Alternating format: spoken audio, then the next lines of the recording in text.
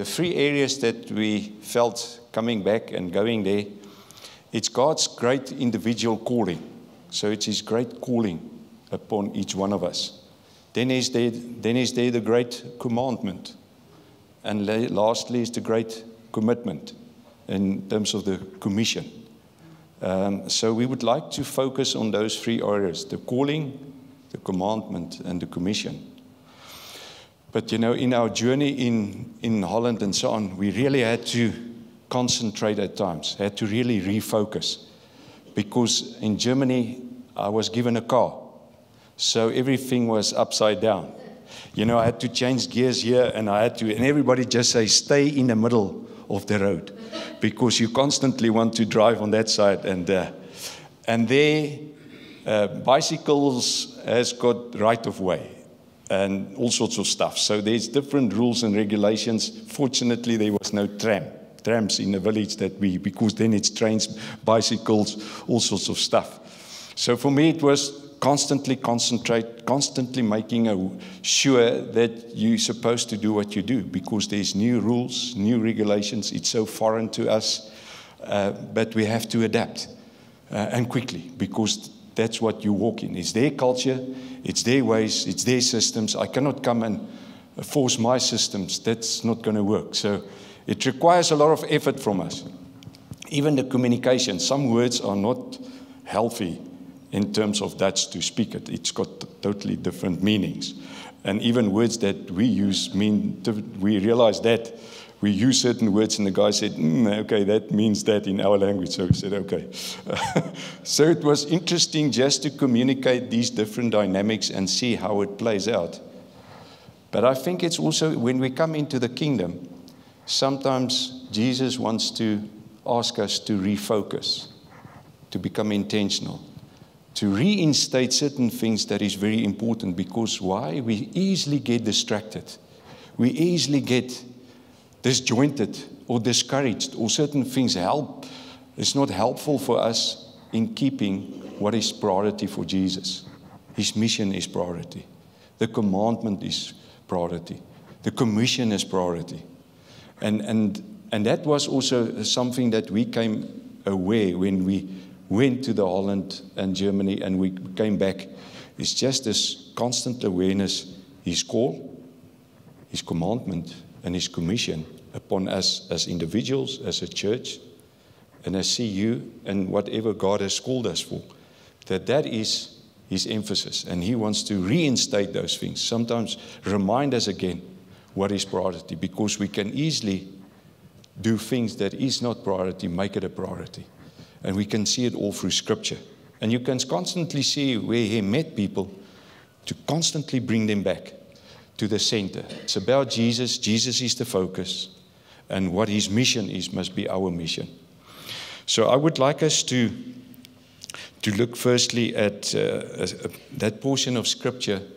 Maybe for you it's very familiar, but for some of us it's new, and it must always be new because that's what Scripture do. But let us read from John 21. I didn't put the first verses there, but I will start to read. It's from 4 to 5.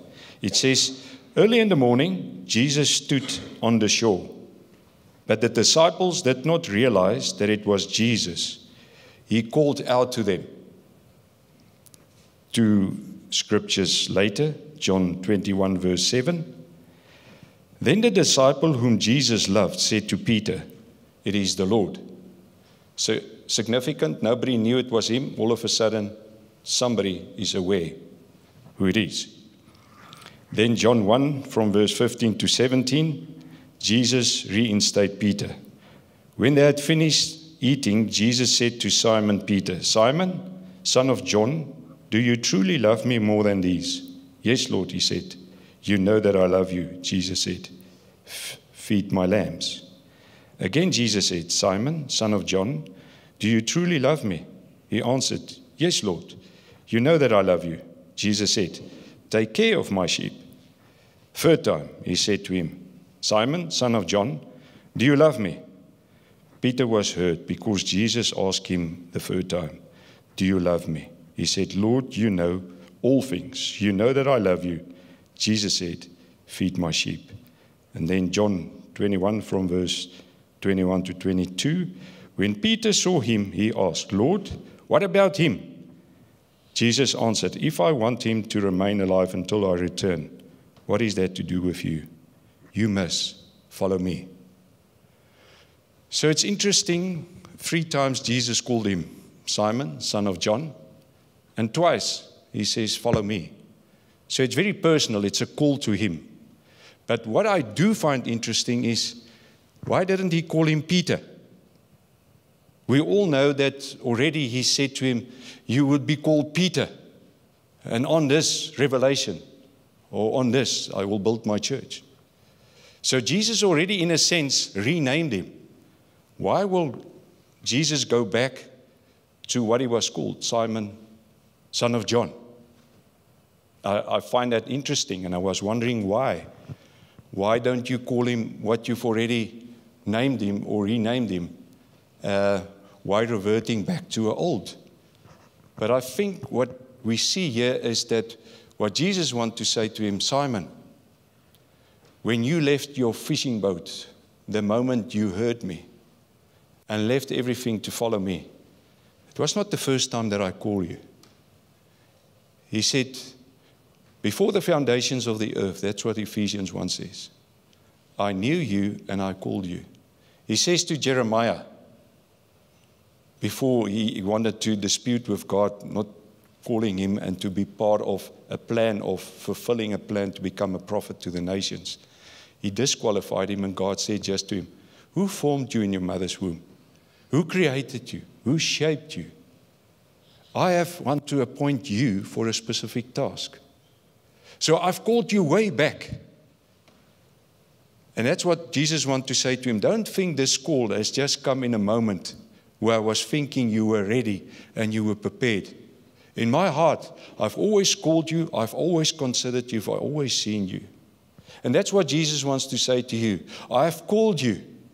Even before the creation and the formation of this earth, I knew you. I knew your name. Even if what your parents called you and the circumstances around your birth, it might be broken, it might not be perfect. But I knew, because I've made you and I've created you. And that's what Paul wants to say to people. Don't think because of your faults and your mistakes and what you've done well and not done well, that's why I've called you. I've called you way back. Just like Jeremiah, just like Moses, just like anyone, just like you. God has called you. And I hope this morning you can hear him saying, I've called you by your name and you need to follow me. And as Peter said, yeah, but what about this guy? John, what are you going to do with him? No, don't worry about John.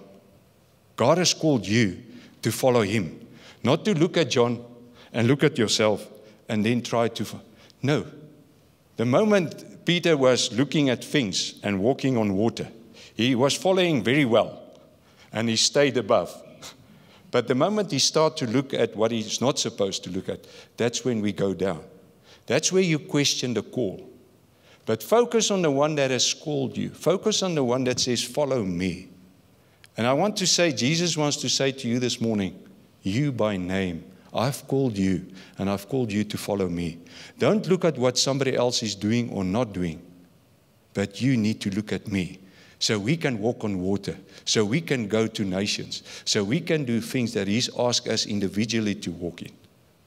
You will not find it in anything else besides he that called you, he that says, follow me, and I will do that, Lord. And I trust that this morning it would be a reality for us too, because it was a reality for each person that we see in Scripture. God has called them. God has appointed them. And that's what I say to you. I'm not saying that you need to go to the nations. I'm not saying that you need to do great things like others. That's why I cannot look at other people to see what God has called me to do. The calling of going to the nations has happened in this church. But how many years later did it become a reality? I was almost at some point think it's not anymore reality, because people that I've walked with and that I've helped to train and so on, they went to the nations and I stayed behind. And I was looking at that and say, Lord, well, at least I've participated in allowing people that I've invested in and allowed to to walk with them and allow them to grow, that they could go to the nations. Maybe that was your plan. And at some point, God says, no, but you're part of this, going to the nations. And I've been to the nations, to Mozambique, Malawi, but I always knew there was something about Europe because of my family being there. And you would see here on the picture, is there a picture? Nothing? But we were in Keukenhof, and it's a 32 hectares. You cannot believe that a guy can appreciate flowers. But I did appreciate flowers for 4.5 hours, more or less. And you cannot capture what is there. But then I realized that individual plant, each was so uniquely established to display something. And the world is being drawn to it. And I was thinking just of Isaiah 61 that says, you're a planting of the Lord to display His splendor. Each of those plants in its own unique way has been planted to display the splendor of the Lord. The yellow is the yellow, the white is the white, the multicolored is the multicolored. But they are displaying something of God. They don't look at the white and say, I'm yellow, you're better than me. I want to ask you, what I was profoundly struck there is, if the church are truly starting to display what God has called them and to follow Him, will the world not be drawn to us? Because it says we will display the splendor of the Lord. We will display something of His beauty. But if I don't understand the call, if I don't understand my uniqueness before God, I will be like a verlepte flower. It's like it's just falling apart. I try to be what I'm not, and people can see you're not authentic. But allow you to be who you are and display what God has called you to be. Because you're unique in who you are. Don't be somebody else. And follow Him so that He can bring much more of that flavor, that color, that aroma and intensity that will draw people to Christ. And that's what the thing that I want to encourage you this morning. Hear Him calling you and be who you are and in you following Him. So I trust that you will hear Jesus reinstating and to say, if you made mistakes, He's greater than your mistakes. If you're good in what you do, it can be even better because He always calls you to the more significant. Even Jesus was called in Matthew 3 verse 7. Before He started His earthly ministry, it says, Jesus says, this is my Son. He calls, this is my Son who I loved and well pleased. He didn't stop there. Before He went to the cross, Matthew 17 verse 5, the voice came from heaven, this is my Son who I love, well pleased.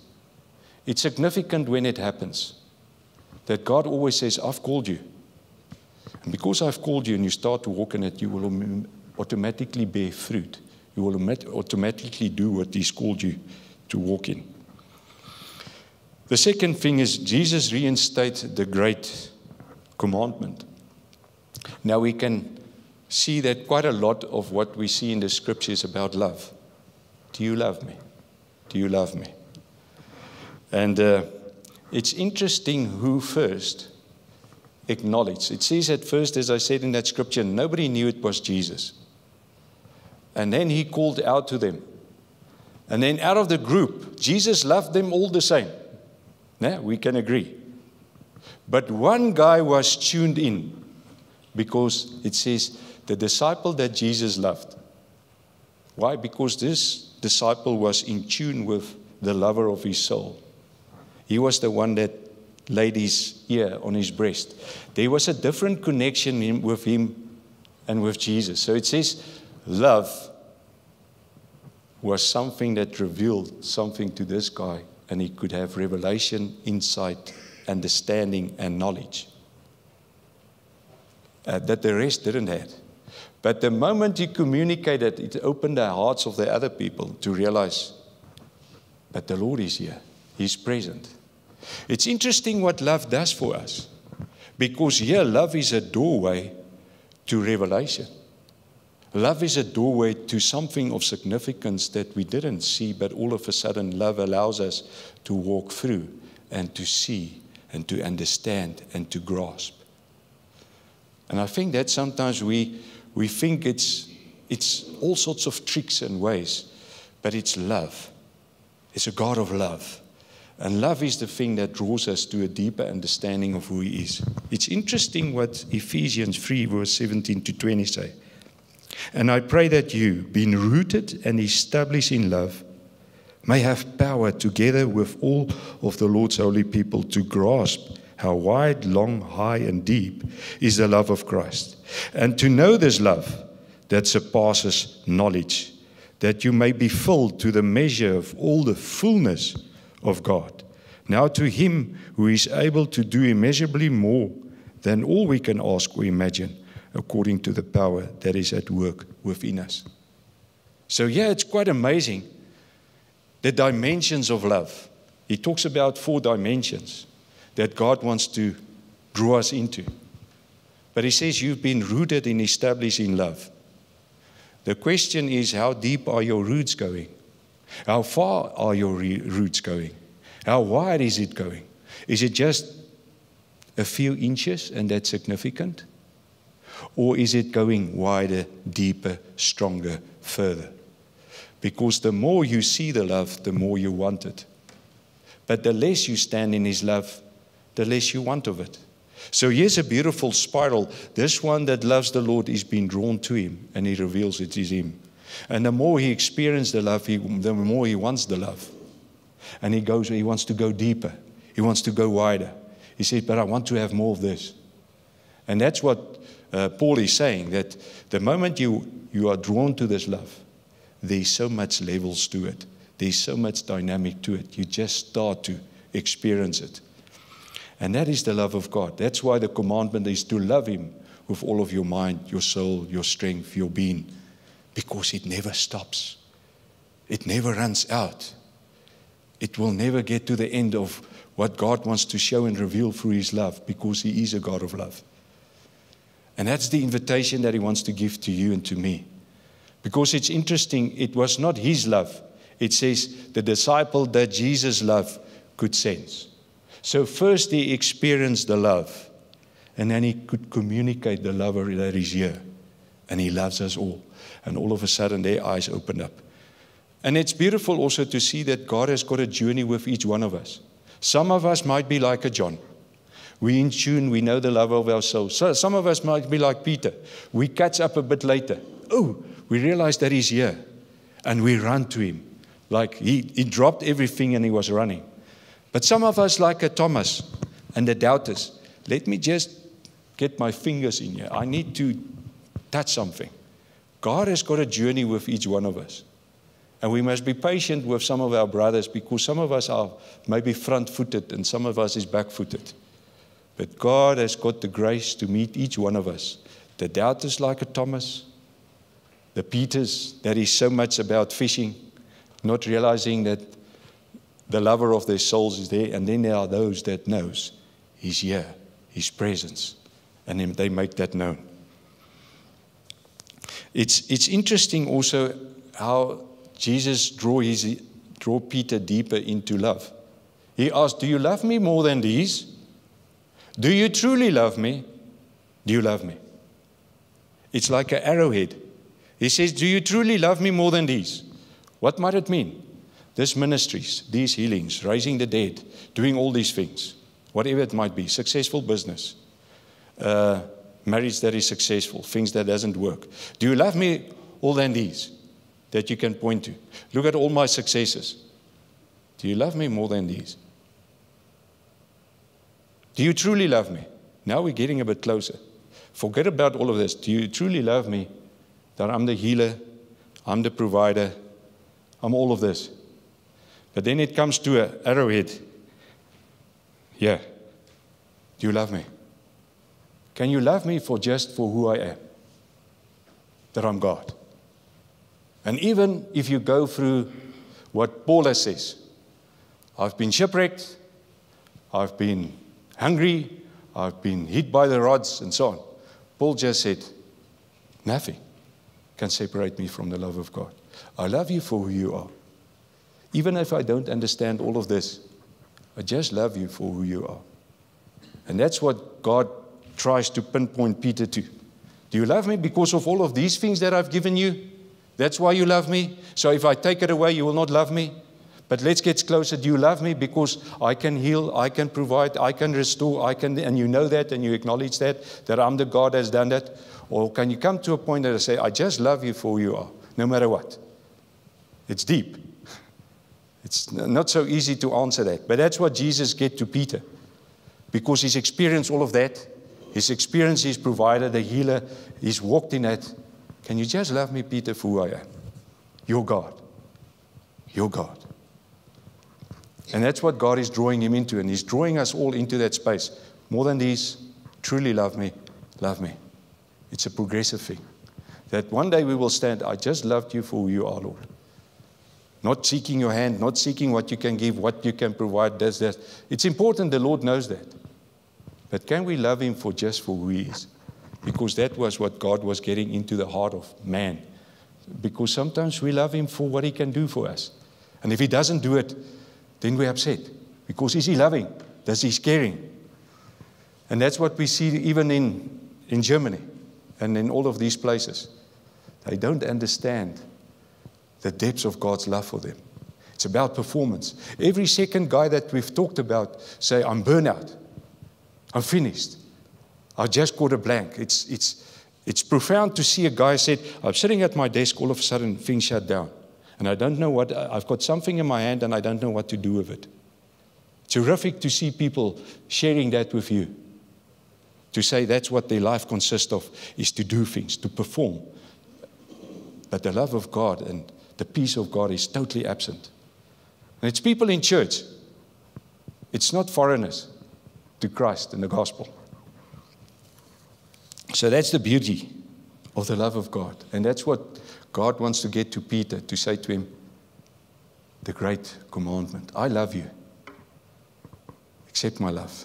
But understand that with that love, we love him back. And we love his people. And that's what he's called us to. And the last thing, before Hunty will share a bit of testimonies, is Jesus reinstated the Great Commission. Now, it's beautiful that we see with Peter. God, in all of it, he builds in this whole thing about, if you truly love me, it's also about others. It cannot just be about you. And we can see on that, you must pick on big shoes. I mean, God has called you for a big task. You know, so we've realized we have to walk in things that we have never walked in before. Because that's what he called us for. Even a word was being given to us that says, you've only started this journey. So it's a bit of a daunting thing because we know he's calling us to where we've not been before. So we need to listen carefully. What are you saying, Lord? What are you drawing us to? Because we need your love to walk in that. We need to follow the commission of what you want us to step into. And we need big shoes to do that. And not small shoes. So help us, Lord. So the question that even for Peter was, do you love me? And every time he says, yeah, Lord, you love me, it's interesting what he says. He talks about sheep and lambs. It's interesting that he starts with lambs. If it was me, like, hey, I will give you my goats and then maybe my sheep. You give the difficult things. He gives him the most vulnerable things, lambs. I said, Lord, but this guy has denied you, and can you really trust him? Now you give him the lambs. And then the sheep. I still don't know and work that out totally. But that's God and his kingdom. He trusts us. He believes in us. He will give us the most vulnerable to say, the lambs. Who's the lambs? Well, we can look at it just now. But it's interesting. Just draw into that place that God will give you the lambs and the sheep. But I think God is busy saying to him, look, Peter, I've called you to be a fisher of men. But now I'm changing your commission. You must continue to be a fisher of men. But now I want you to become a shepherd too. Because just bringing in the fish is one part. But now that fish needs to be transformed into lambs. The newborns. Those that is vulnerable. Feed them. Care for them. And then as they grow up and mature, make sure they grow up and feed them and make them strong so that they can train others. So all of a sudden he has to take on a different role. Not just be evangelist and pull in fish and be rough and tough. He says, no, feed them. Care for them. Watch over them. With all their brokenness, just as I've done to you. I didn't deny you. I didn't throw you away because you denied me. Just what I've done to you, done to the sheep, done to the lamb. Even if they bit, even if they reject, even if they hurt you, you feed them and you care for them. You're not anymore just a fisher. Now you become a shepherd. Now you become to express my heart to the people. And it's a different kind of character, different kind of personality that walks in that. So God is busy transforming even him and in his understanding what God has called us for. So I think God is calling. We're doing the Pilgrim's Progress. What we've walked into the last month, it's exactly what God is calling you to. Pilgrims is to say, God is calling you on a journey. We're all walking this pilgrim's journey. Don't be a settler to say, I'm settling here, Lord. I'm comfortable. No, I'm a pilgrim. I'm following you. You called me. What do you called me for? To share my love. Experience my love in your journey as a pilgrim, because that's the luggage that you bear, because that's what you share. And where do I go as a pilgrim? I'm on a commission. I'm sharing. So let the Pilgrim's Progress play not just be an event of 3 days. I want to say God is deeply calling this church. I'm calling you. It's a great commandment and it's a great commission. Don't let the 3 days of play just define it to a day. God is investing in our lives. God is calling to higher purpose. He wants us to be much more effective than we realize. Let the play become a reality of our own lives.